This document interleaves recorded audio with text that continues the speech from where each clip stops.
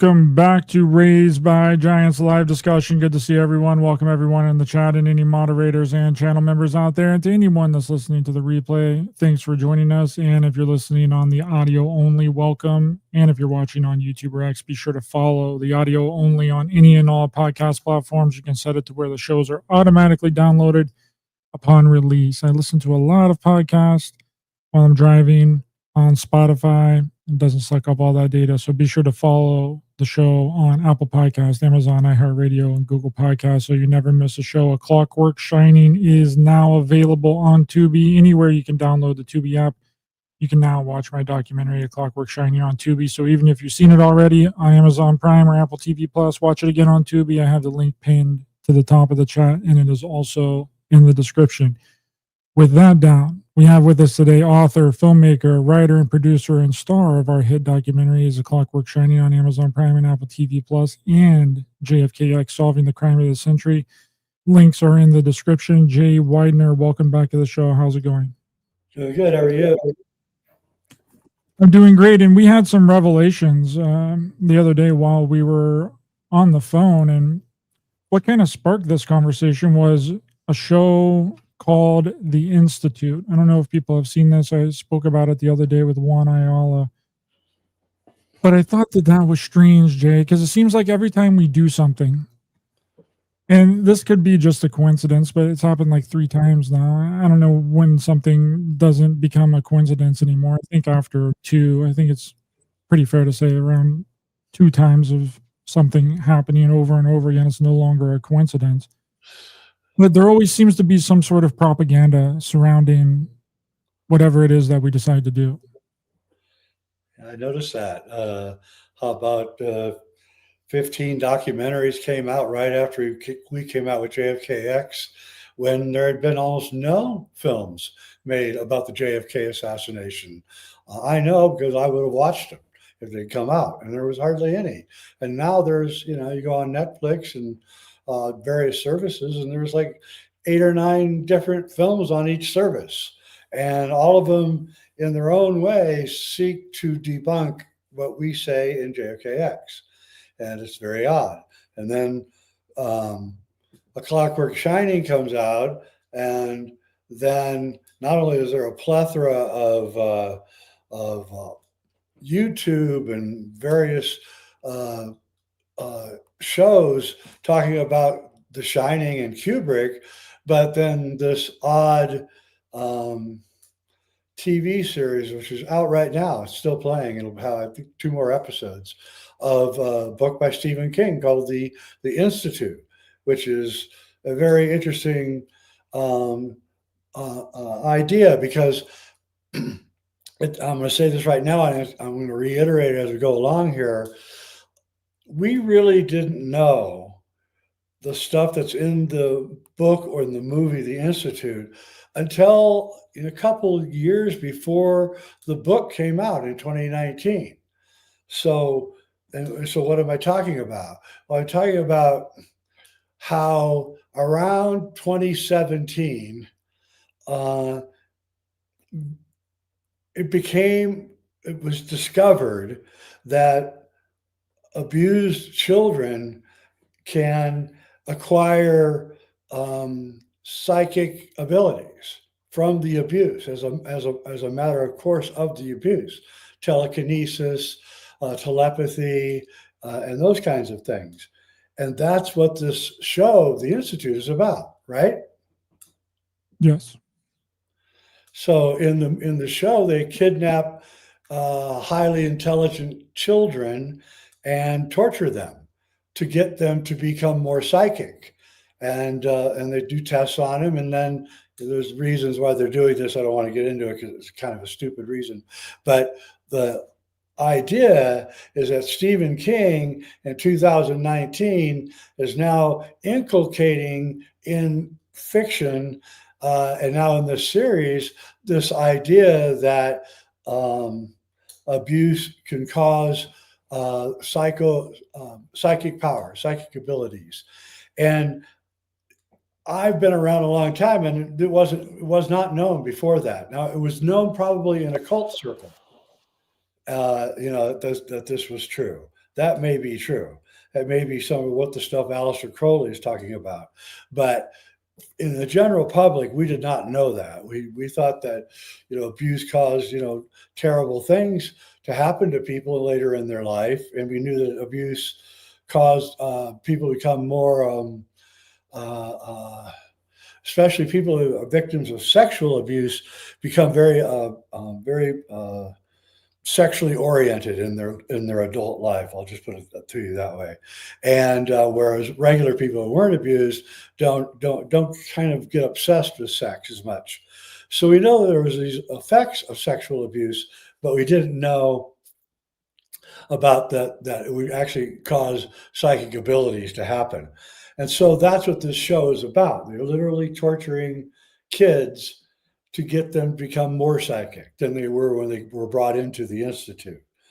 And that's what we talked about in A Clockwork Shining surrounding Danny. We're like, this is the reason why Danny has these abilities is because he was abused by Jack. I mean, it clearly states that in the movie, The Shining. I mean, the doctor that comes to the apartment in Boulder and talks to Wendy and examines Danny tells Wendy that that's exactly what happened. And Wendy says, oh, well, when he started seeing these and having these episodes after Jack injured his arm, broke his arm. Okay, so that's a very traumatic event for a kid, especially coming from your dad. So it's almost like Stephen King kind of also decoded it. No, that's what's funny about this is that in the book, Danny was always psychic. Okay, he did not become psychic from the abuse, and this is going to become important as we go along here. Kubrick added that. All right, so Kubrick knew somehow in 1980 or 79, whenever he made the movie, that that Danny's psychic abilities was because of the abuse he suffered from his father. And he added that in, emphasized it, like you say, and became a paramount part of the whole understanding in The Clockwork Shining for what was really going on underneath everything. And that in our conversation, we were talking about that. And then, I brought up the fact that it's possible, just possible, that we have misunderstood the horror film, The Exorcist. Now there is a link to that because William Friedkin, who directed The Exorcist, was good friends with Stanley Kubrick, who directed The Shining. Kubrick was offered The Exorcist in 1973 to direct, and he turned it down because he thought it was too Catholic. And he was an atheist and Jewish. He just couldn't get into the Catholic stuff, right? And so eventually William Friedkin accepted it, and even though he was an atheist and a Jew too, which kind of makes you wonder why he would want to make a film like this since it's so Catholic, especially the last act of the film, or it's just the whole ritual exorcism. But what if, and I'm not downplaying that there's a devil, I'm not downplaying that demons can get into people and cause them to do things, but the sexual nature of Reagan's exposition before in the first part of the movie tells me that actually Reagan, the little girl in The Exorcist, is a victim of sex abuse. Her obsession with sex, and then the abuse, wherever she got the abuse, is what is causing her to be telepathic, to be able to talk in tongues, to speak in Latin because she reads the priest's mind. He knows how to speak Latin, cause the bed to shake, cause all that stuff to happen. What if that's actually a direct result of previous sexual abuse of Reagan that is not really talked about? And is it possible that when the church is called in to people in the past who had been sexually abused, that they never even thought sexual abuse could be part of this? So they immediately just assumed that they were possessed by the devil? I mean, these are legitimate questions. I mean, and in the movie is structured so that every time that Reagan does something weird, the next scene is a psychological explanation for what she did. So you can see it's clearly structured so that even the filmmakers have doubts about the devil being in Reagan, right? And they're looking for other explanations for that. And we also have to know that William Peter Blatty, the guy who wrote The Exorcist, he probably didn't know this whole thing about psychic abilities coming from abuse. I mean, nobody knew it back then. This is all a new thing. I didn't know about it. I never heard about it. And when you start realizing that Stephen King is now writing books about it and inculcating it into culture, you really have to wonder how long this idea has been known. And so what I think is that William Friedkin sort of added in the whole sexual, it's in the book and everything, but he added it in because it was a way for him to deal with the material in a way that an atheist could deal with it. So the abuse came from the other part of all this is, where is Reagan's dad? Okay. Reagan's mom talks to Reagan's dad on the phone, and she's not very happy with him. It's clear she's very hostile to him. And she never tells him that her daughter's having all these problems. She never tells him that she's going to an exorcist. She never tells him that, possibly her daughter murders someone, right? He's like left out of the picture, almost as if Reagan's mom is hostile to him for some reason. And it is curious that he's left out of the picture.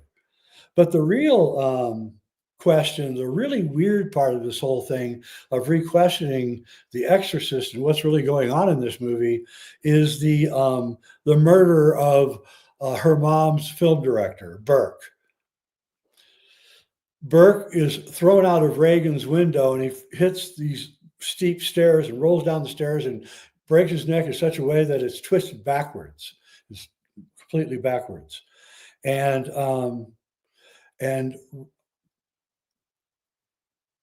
Reagan's mom and Reagan's mom's assistant see some kind of commotion going on as they're arriving home. They see some stuff going on, some sirens and stuff. They don't know what's going on. And then they go into the house, and then they're in the house. And then one of her assistants comes in and says, "Did you hear the news?" And they said, "What?" And Burke died. He fell down the stairs right by your house. And he was thrown out of Reagan's bedroom window. And nobody in the movie, not the police inspector, not the priest, not Reagan's mom, no one ever asked the question, what the hell is the film director Burke doing up in Reagan's bedroom at home in their house when they're not there? Does he have a key? Does he have a key to the house? Does he have free access to Reagan? Right? I mean, you have to ask, well, what's he doing in the house? And how come nobody ever questions what's he doing up in my daughter's bedroom? Right? But he was up there. There's no doubt about it. And so I think that the authors and probably a lot of the previous exorcists, not knowing that sexual abuse causes you to get telekinetic and telepathic abilities, they thought that they were possessed by the devil, right? Because they're reading their mind, and which Reagan does in the movie, right? And so that's what I think. I think that that's actually the secret of The Exorcist, is that we're dealing with sexual abuse, possibly from more than just her father or Burke, the film director. Maybe it's some kind of ritualistic sexual abuse. We don't know, and the fact that no one actually questions what he's doing up in her bedroom, including the police guy, really makes you wonder, was it all okay? I mean, is it okay for this grown man? And by the way, he's clearly shown earlier in the film as being a pervert. He remarks about finding a hair, hair from down below in his martini or something, whatever he's drinking, right? So he's clearly shown as being kind of a lecherous dude. And then, he dies and is thrown out the window. And so, did he go up into the room and Reagan had just finally had enough? And that was it.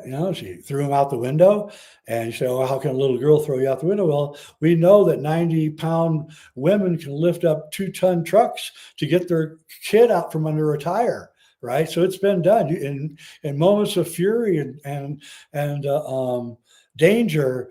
A frail human can pack a punch. So it's not out of the ordinary. And besides, Reagan does have increased physical ability. I mean, she's throwing people around and everything. And again, is this a result of some kind of sexual abuse?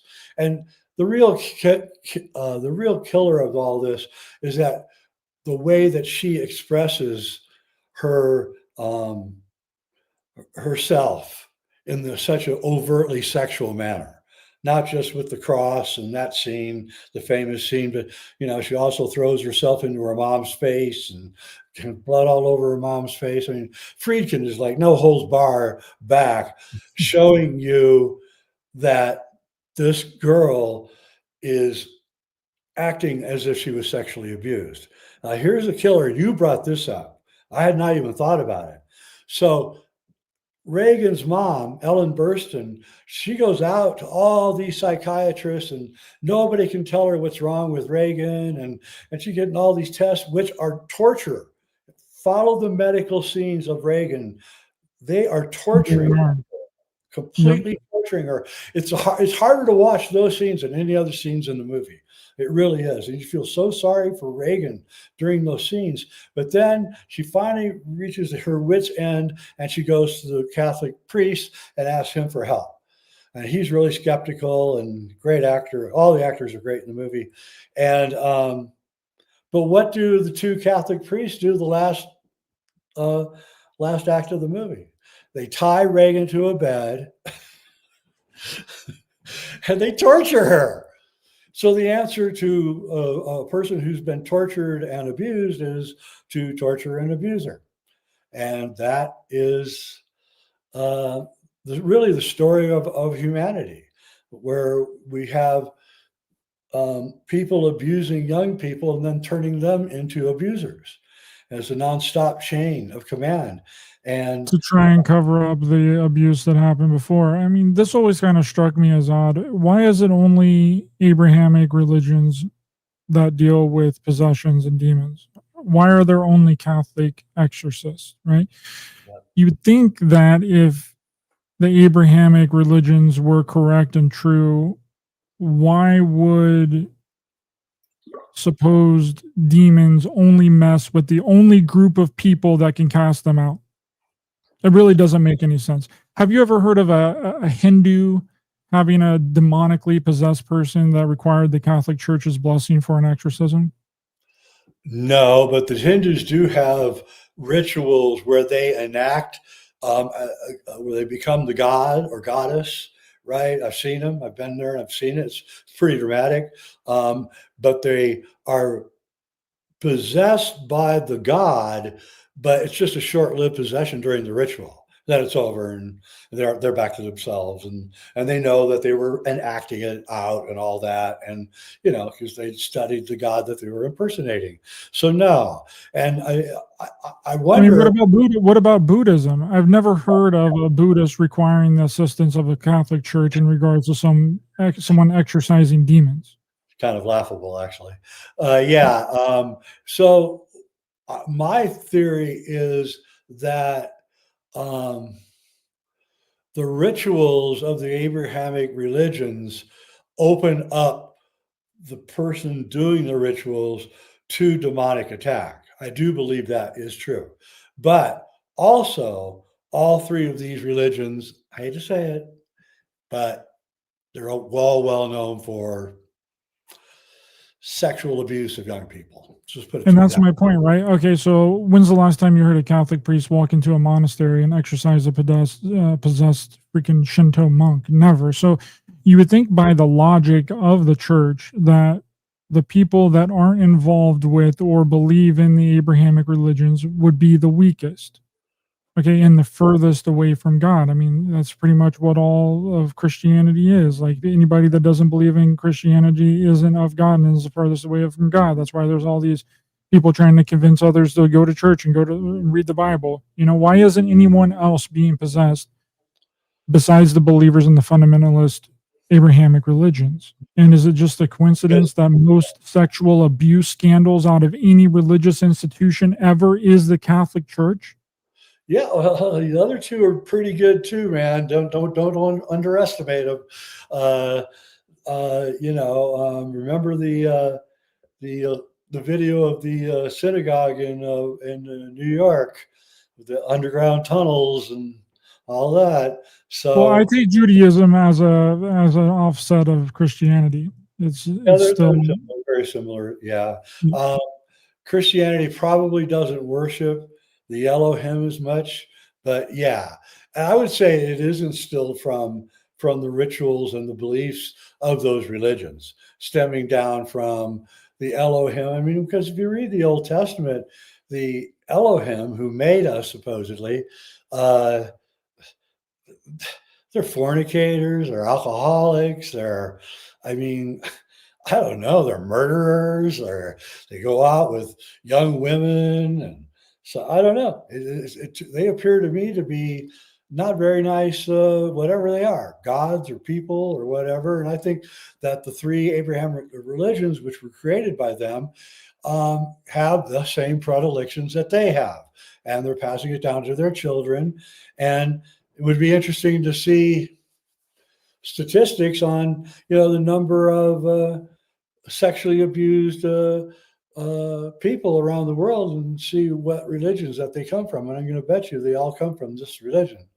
And these I'm three, willing to bet that they all come from the three main yeah, Abrahamic religions. I mean, that's a given. I mean, I'm sure that we could probably look it up really quickly and find that information. But it's well, just a coincidence that the religion that has the most sexual abuse is also has the most demons possessing people there we go. There you and go. has the Correct. only exorcist in any religion. Like, give me a break. And back when I was young, which was about the time The Exorcist got made, um, I'm very uh, I learned a long time ago that when I was around adults, when I was a kid, to just be quiet and listen to them, because I could learn a lot more just by listening to them and not saying anything. And so I would kind of disappear, become invisible in the room of adults. And so I would hear them say stuff. And at the time, I was 6 or 7, I didn't quite understand what I was listening to. But as I got older, like 10 or 12, I started realizing that my parents' generation, I mean, the males in my parents' generation, they made jokes about having sex with children all the time. I mean all the time. It was an ongoing joke. And I remember talking to a member of my parents' generation, and he told me that it was his right. He said right out. He was a businessman, salesman, lived down the street from me, and I was talking to him like 10 or 11 years old, and he said, "It's my right." I said, "What's your right?" He said, "She's my daughter. It's my right." And it really shook me up at the time. And I thought, wow. So I think it's actually more prevalent than we can imagine. And maybe not so much now because it's become taboo, thankfully.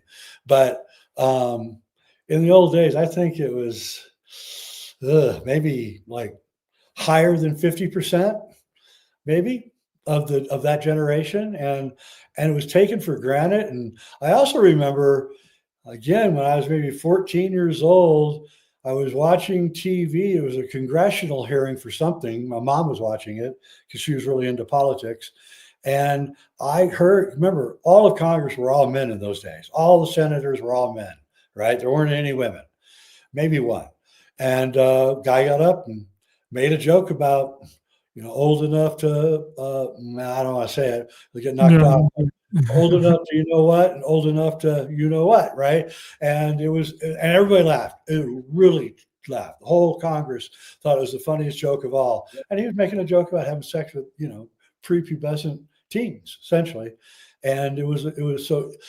And what I'm saying is, in the light of The Exorcist coming out, we had an underground in our society going already, right? And I'll even go one step further. I don't want to disturb everybody, but I think these things have to be said. The boomers, my generation, is the biggest generation that's ever lived on Earth. Okay, I think it was 85 million of us in America, born between 1946 and 1964, and or 45 to 64, and the generation had just. Our parents' generation, the men, had just come back from a two-front war of absolute horror, especially the Japanese part, where my dad was at. Absolute horror. I mean, really horror.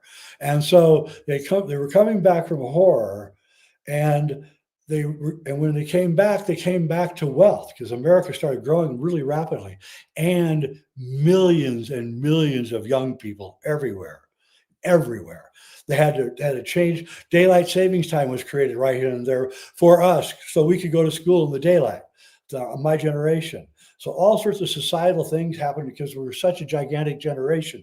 Schools were being built like everywhere because there was too many kids being born, and everything was just flooding over.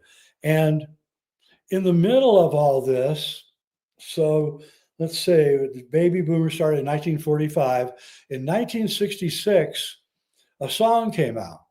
And it was written by John Phillips, the lead singer of the Laurel Canyon band, Mamas and the Papas. And it was sung by his best friend, Scott McKenzie. And it was a gigantic, huge hit in America at the time. And it was a very melodic song, and it was called San Francisco. And it was basically saying to all the kids in America that you all come to San Francisco, because you're going to meet a gentle people there that are waiting for you. Well, it's a given kind of in certain circles where an adult will tell a child, "Don't worry, I'll be gentle with you." And this song was completely blatant, and nobody saw it. And so what happened is, all the runaways, all the kids without any parents, all the kids that were mad at their moms and dads, everybody swept into San Francisco, swept into the Haight-Ashbury neighborhood of San Francisco. Literally 100,000 people between 15 and 19, right? Flooding in because of this song. I just want to say on the side, John Phillips was later accused by his daughter, Mackenzie Phillips, of having sex with her when she was a little girl. Okay. And that's on record. So I'm not making that up. Anyway, we all know the Laurel Canyon scene, right? And everything went on there. And they were a big part of it, including Michelle Phillips, who was good friends with Sue Lyon, who was in Lolita. So anyway, what I'm saying is that right under the nose of everybody, my generation got sucked into some pretty horrific stuff. And the people that were sucking us into it were all in my parents' generation. John Phillips, Timothy Leary, Hugh Hefner. None of those guys are boomers, just like none of the Stones and none of the Beatles are boomers. Bob Dylan's not a boomer. Those guys are all from my parents' generation. They're from an older generation. They're masquerading as boomers, but they weren't. And so I probably am the only one actually ever said this, but I think my generation got royally screwed by my parents' generation, the greatest generation, and they won World War II. Jay, what's wrong with you? And I see it everywhere. And I think most of my generation never saw it at all, ever happening. Still to this day, they never saw it.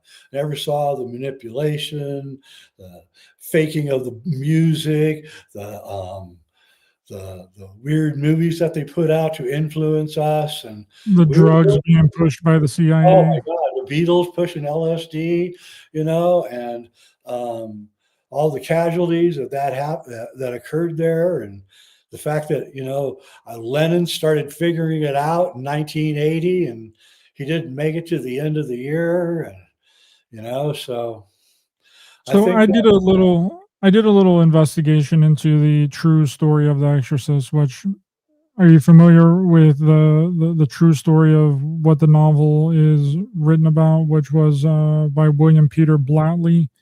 yeah, Blatty, sorry, William Peter Blatty was a student at Georgetown University in Washington D.C. Took a parapsychology class and heard the first mention of the story by a Jesuit priest and professor named Eugene Gallagher. yep, And then he got in contact with other priests that were involved, and he then wrote his book based upon a boy who was possessed in 1949 in Cottage City, Maryland. Now, the interesting part of this is that the identity of this child was to remain anonymous. They called him Ronald Doe or Ronnie. Now, you're going to find this really interesting, Jay. A man by the name of Thomas B. Allen, he wrote a book called Possessed in 1991, which was a non-Hollywoodified version of the true story of the exorcism of Ronald Doe, which wow, was the event that The Exorcist was based on. And here in this Wikipedia uh, article by Thomas B. Allen, which is the author of the unhollywoodified version of it, his most famous book to date was Possessed. It is a retelling of the true story of a teenage boy whom Allen identified by the pseudonym Robbie Manaham from Mount Rainier, Maryland, who went through the rite of exorcism in 1949. Allen tracked down the sole survivor of the team that performed the exorcism, wow, Walter Halloran. That's an interesting name. wow, Okay, so but if you go down here, so Allen, this gentleman, Thomas Benton Allen, he was speaking in 2013. Allen emphasized that definitive proof that the boy known only as Robbie was possessed by malevolent spirits is unattainable. Maybe he instead suffered from mental illness or sexual abuse. whoa, Or whoa, fabricated the entire experience. According to Allen, Halloran also expressed his skepticism about the potential paranormal events before his death. So there it is, right here. yeah, there From you the go. guy that wrote the unhollywoodified version of what was based on the true life story of The Exorcist. Yeah, I remember reading about that story, and I wondered if that kid had been abused somehow. Again, emphasizing that the abuse was a lot more prevalent than we're letting on. So at the time, now it's become taboo, thank goodness. So, but then it was everywhere, and yeah, I think that that's a really good find, actually. Yeah, I was looking around through researching into the true story because I was like, okay, well, this is based on, a true story. So I was like, all right, well, let's. So that would mean if our analysis is correct, that William Friedkin was trying to encode within the exorcism, the exorcist, that the people that wrote the true story, not the Yeah, souped up Hollywood version by William Blatty, for but sure. the Thomas Allen version, who actually interviewed the last living priest who was involved with the exorcism of Ronald Doe, that he believed that it was sexual abuse, not demonic possession. Yeah, so that's what I'm saying. And then William Friedkin and Stanley Kubrick are really good friends. Stanley Kubrick was supposed to make The Exorcist. He turned it down. Instead, he made Barry Lyndon, which was his biggest flop of his whole career. And you know that 1976 or so, he's nursing his wounds here, licking his paw. And he probably calls up William Friedkin to find out, how did I make such a massive failure and you made such a massive hit? And I know William Friedkin said he talked a lot on the phone with Stanley. And I think William Friedkin told Stanley that the secret to the success of the movie was equating her erratic behavior with sexual abuse, secret, behind the scenes sexual abuse, right? And that's when Kubrick, he started working on The Shining soon after, and injected that into it. That's how Danny got his psychic powers, was through that. And I don't think there's any doubt about it. And it's quite brilliant. King, here's where it gets really interesting. King made his own version of The Shining in 1997 or 98, something like that. And it was terrible. And it failed. And so then I was thinking, well, what if King started looking at his version of The Shining and Stanley Kubrick's version of The Shining and try to figure out why Kubrick's version worked and why his version didn't work, and realized that The Shining was about mind control, and that Kubrick's revelation about Danny getting psychic abilities from being abused by his father made a lot of sense suddenly to King.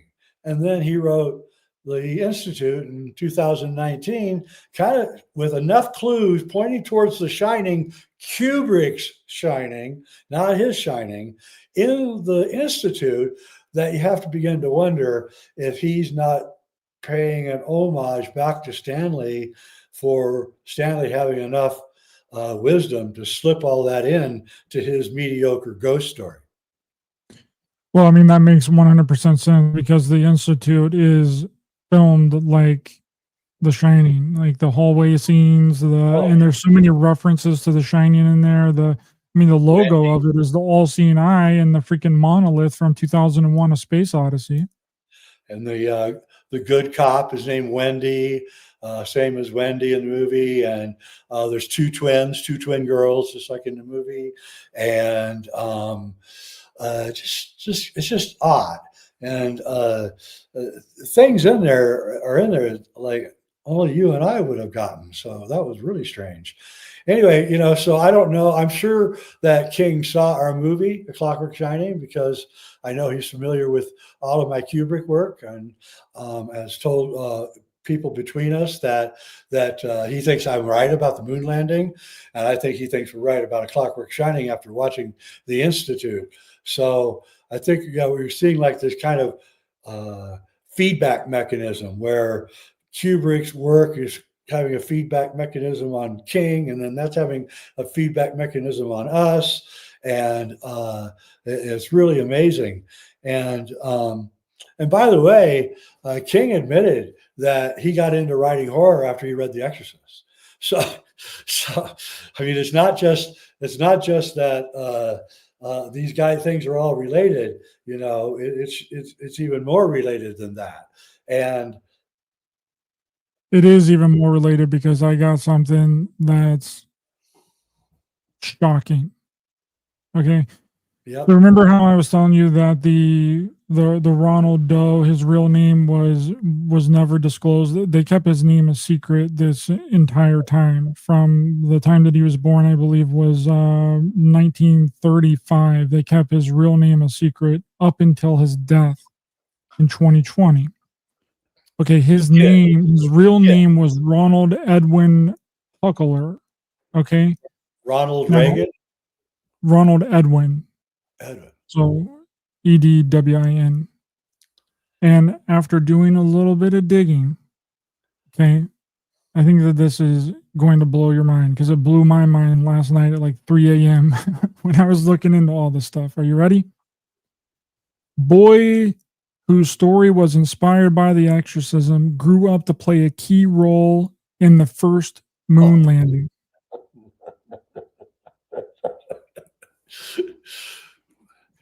What? Protecting his identity for decades using pseudonyms, the boy went on to become a NASA engineer, contributing to the Apollo 11 moon landing.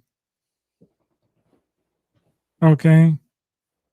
Huckler was a crucial resource who contributed significantly to the Apollo missions during the 1960s. Without his patented technology that made space shuttle panels resistant to extreme heat, our glorious astronauts wouldn't have stepped foot on the moon in 1969. Yeah. Okay. Well, that tells me definitely that he was faking his exorcism.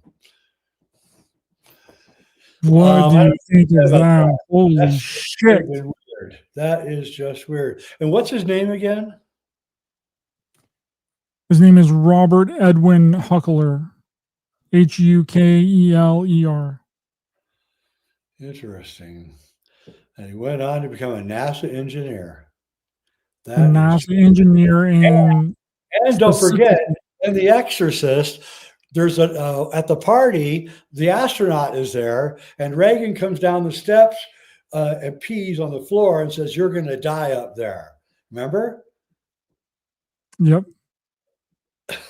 Yep. So the movie that's based on the real life incident features an Apollo astronaut, and the incident that it's based on, the guy later works for Apollo. Yep. Was a NASA engineer. Yeah. That's the kind of things that really bother me. That blew my mind last night. I wanted to call you at like 4 a.m. and tell you about this, but I thought I would just save it for the show. But I was like, oh my God, I got to tell somebody. Because I was just like trying to figure this out, because I was like, there's no way they kept this kid's identity a secret for all the way, because he had to be dead by now. You know, that event happened in 1949. He had to have been dead. So it was like someone had to figure out this person's real identity, because I was trying to figure out if it wasn't like the whole thing was a huge hoax, like if it was just like a made up story. And I was like, do we know the real name of this kid that The Exorcist is based on? And it's Ronald Edwin Huckler. Okay, right here.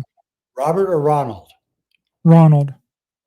Well, you do realize that the character in the book's name is Reagan, right? Yes. Ronald Reagan was not a famous person outside of being an actor in 1970 or 1971, 72. He hadn't become governor or anything. And how would Peter Blatty wouldn't know the kid's real name anyway, would he? It depends. I think that the information is that I'm pretty sure that the priest knew his real name, because he had to know his real name. But how he got a lot of the information to write the book, The Exorcist, was like a priest's diary. So it could have been that one of the Jesuit priests didn't even write his real name down in the diary, or they could have done a fake pseudonym name and called him Robbie or Ronald Doe. I mean, Sure. Doe is synonymous with someone that you're trying to cover up their real name. So you just, she's a Doe, he's a Doe, Yeah. But yeah, I thought that was incredible. I was like, oh my God. Incredible. I really kind of, I wonder if NASA knew it. Do you think they did? No, they probably didn't. Well, they had to, I don't know. They had to have known. They have to do extensive background checks on people that work in those they had to have known it. They had to have known. Huh. And the guy where he grew up was Cottage City, which is only 16 miles from Fort Meade, Maryland, which is the Army base that is the most prevalent Army base in the United States. And Fort Meade, Maryland is also where all the psychic spy stuff went down, and is also where the NSA headquarters is. And Langley is right there. And so, wait a minute then. And that was in 1949. So the CIA had been in operation for 2 years at that point.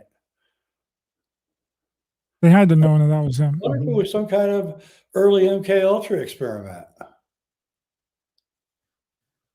I mean, it could have been, but I'm just still shocked that so he was born in 1949. He was supposedly possessed by demons in 1949. He would have been 14. That would have made him 14 years old whenever he was possessed by these demons. And then 20 years later, in 1969, he's working on the Apollo 11 mission as an engineer. That would have made him, 20, 30, 32, 14 plus, for 34. He would have been 34 years old working on the Apollo 11 mission. And then he retired in 2001.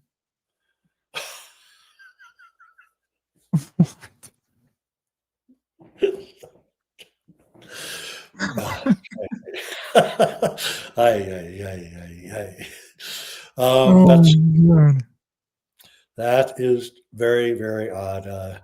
Don't know what to say about that. Cosmic coincidence machine is way over time. But yeah. So another weird thing about all this is that when I first met my wife, she was living in a town called Nyack, New York, just north of New York City.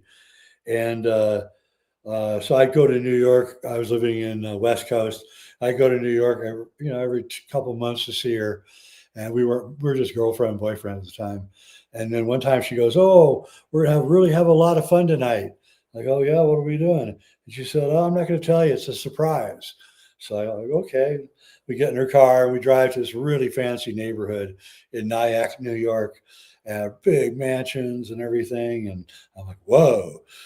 Pull up to this big, huge mansion, and we get out and we walk up the front door, knock on the front door, and Ellen Burstyn answers. And we're at her house. And Exorcist was her breakout film, by the way. She became one of the greatest actresses of her generation, but her breakout film was The Exorcist. And we had dinner with Ellen Burstyn, who was good friends with my wife. And I actually got her to talk about The Exorcist because, to tell me about it. And she told me that in that scene in the bedroom where Reagan does all her stuff, throws all the record albums around and everything, she said that Friedkin had a rope on a pulley attached to her back. And the technician was supposed to give a little tug and jerk her back onto the ground. But Friedkin, being the mad man that he is, told the guy pulling the rope to get another guy, have two guys pull the rope as hard as you can. And so they pulled the rope as hard as they could and injured her back for the rest of her life. So anyway, it's just really interesting. I don't meet many celebrities, and I just happen to know the star of The Exorcist, who was a nobody too, by the way, at the time. No, there's no stars in that movie. Everybody was a nobody. And they were really surprised when the film made almost $200 million, which was unheard of in the early 70s. So the little boy that the movie that The Exorcist is based on grew up to be a NASA engineer that helped Apollo 11 spacecraft get to the moon. So Stanley Kubrick was supposed to direct the movie that The Exorcist is based on in real life by a boy who was possessed in 1949 by demons, which we've discussed was more than likely mental illness or sexual abuse, who grew up to be a NASA engineer for the Apollo 11 space shuttle. Kubrick turned it down and then made a movie about abuse, possession, psychic abilities, mind-controlled assassins, government cover-up, and the faking of the moon landing. That is, I don't even know what to say. That is, it would almost say that's proof that we're living in a simulation. Because I have no idea how that so many coincidences. And then he retires in 2001. Right. Yeah. So that's pretty wild. The Exorcist is much more than we think it is. And, I like to get into maybe later other shows, a couple of other films that kind of go into some of this kind of dark stuff that a lot of people don't see in the film, but once you open it up and look at it, you see it. And I don't think anyone's ever connected The Exorcist to sexual abuse and child abuse and acquiring psychokinetic and telepathic abilities as a result of that abuse, which you now know is the truth. Unbelievable. When I was looking into all this stuff last night, I was like, oh my God, Jay's going to flip out. He's not going to know what to say about this because I still don't even really know what to say about it because it's so unbelievable. It's almost like a movie in and of itself. And, also with the sexual abuse stuff, I mean, that was what was going on in Lolita behind the scenes. So Kubrick had to have been privy to what was happening there. So then he had to. He had to have known all of this. And, frankly, the ending scene in Eyes Wide Shut is Tom and Nicole handing off their daughter to the two creeps that were at the party earlier, right? And that's the very last scene in the movie is her heading down that hallway at Macy's with those two guys that are in the movie, all through the movie, the same two guys, right?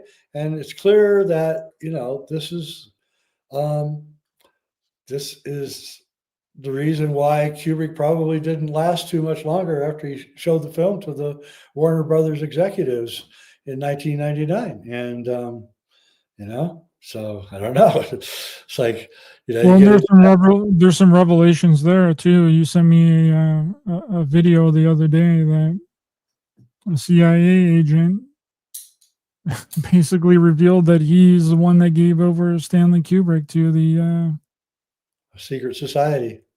Yep. Yeah, and because Kubrick broke the rules. And I'm the guy that broke out the story, by the way, or the original story of people in the lobby of the theater hearing a huge argument going on after the movie played to the Warner Brothers executives. I was told that by an assistant of Stanley Kubrick's. He was an American. I only talked to him on the phone, but he was there. He said he heard it. He heard Stanley yelling out, "This is my movie and you're not going to cut it." And, yeah, we are going to cut it, and we're going to cut you too. Yeah, that I mean, who would have seen the original cut of the film? It would have been the actors and the executives, right? They would have been the only people that would have seen the original cut. Yeah, and there's continuity errors that are unexplained. Only filmmakers will see them, so they're kind of hard to explain. Even what a continuity error is difficult to explain. But Kubrick was not. We know from The Shining and the Clockwork Shining, he planned his continuity errors. They were part of his storytelling. So he would take a chair, move it, and put it back, and stuff like that. Oh, it's a continuity error. No, it wasn't. He's messing with your head. But the continuity errors in Eyes Wide Shut don't make any sense. They don't tell you anything. It just feels like there's something left out, right? That they've had to put these two pieces of film together with a giant chunk in the middle all gone, right? And you can't figure it out. What's going on? Why is this here? And why is there a gap here? Why isn't anything being explained? And it's because they cut the living crap out of it. There's no doubt about it. They admitted it that they did. So the only people would be like Tom Cruise, Nicole Kidman. Well, I mean, I just watched the last episode of Mission Impossible last night, and I tell you what, after Eyes Wide Shut, Tom Cruise turned into a conspiracy theorist. The entire Mission Impossible series is one long conspiracy. I mean, by these driving forces that are secretive, and you don't know who they are, and you find out at the end it's all an AI called the Entity, which is very similar to HAL, by the way. And so I think that working with Stanley made Tom a much more interesting person.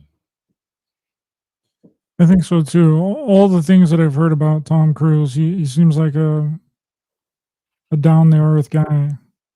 Yeah, he is. He's probably hated by a lot of guys because he's so handsome, and so he probably gets a lot of jealousy. But I know people that know him, and they say he's a great guy. He was certainly patient with Stanley. Yeah, they filmed Eyes Wide Shut for that went over. What was that, like 2 years? Over a year, I know that. I can't even imagine, shooting a movie that long. I would go crazy, go out of my mind. So I don't know. But Stanley Kubrick was great, and William Friedkin is a great director. William Peter Blatty also did another film, by the way, that he wrote and directed after The Exorcist called The Ninth Configuration. And what's interesting about it is it's a military mental institution is where it takes place, supposedly in Oregon. And the whole point of this military mental institution is to find out if the people acting like they're crazy that are in the institution are faking it, or are they really crazy. That's the whole point of the whole movie. And that's the whole, and they find out that most of them are faking it, that there aren't really crazy, just faking it. So I think it's interesting that Blatty would make a film about that. And he goes to such extensive lengths in The Exorcist to try to explain with psychological methods how she's doing what she's doing. So even he doesn't seem quite sure about is she really possessed or not, is what I'm saying. And Right, again, just like the Catholic priest. yeah, and if you had telepathic abilities because of abuse and a Catholic priest who you don't even know what that is, you're 12 years old, comes to visit you and talk to you, you read his mind and realize he thinks everybody's full of demons and all of this, well, then maybe you might start acting like that. You know what I mean? Just to scare him, because you don't want that dude in your room anyway. Yeah, it seems like the demonic possession and the exorcism is a way to cover up real abuse, and that seems like is the undertone of what The Exorcist is really about, and that's what William Friedkin is trying to expose within The Exorcist, is that cover up, is that the sexual abuse cover up by the church. Yep, that's exactly what I think. And he put up with the last third of the movie and the exorcism and he made it look as torturous on that poor girl as he could, didn't he? He was showing them abusing that poor little girl, and Peter Blatty's writing up the script. Oh, we got to do this. They do this, and he's like, oh yeah, we're going to show how you guys really treat people. I mean, that's what I think is going on here. Well, then when you look at the Institute as well, it's essentially the same thing too. They kidnap these kids, they torture them, they psychologically torture them, they give them drugs, they shoot them up with some sort of substance in the arm, like a green liquid with a gun, and then they put these screens around them and show them images to essentially break their psyche and activate their psychic abilities. Yep. He's using all the stuff that Kubrick talked about in Clockwork Orange and The Shining. Only now it's in a Stephen King miniseries. It's like, what?